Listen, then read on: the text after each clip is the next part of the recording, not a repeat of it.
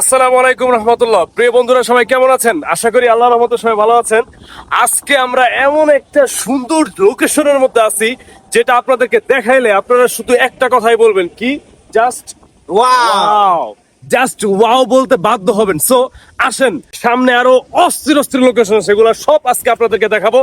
আসি আমি জিহান বাবু, সাথে আছে রাশেদ হুসাইন।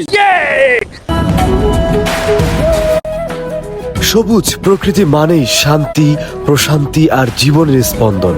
সবুজ শুধু চোখের আরাম নয়, এটি আমাদের প্রাণের নিঃশ্বাস। হাই, কেমন আছেন সবাই? আমরা কিন্তু ভালো আছি। যতই যাইতাছি শুধু সবুজ আর সবুজ।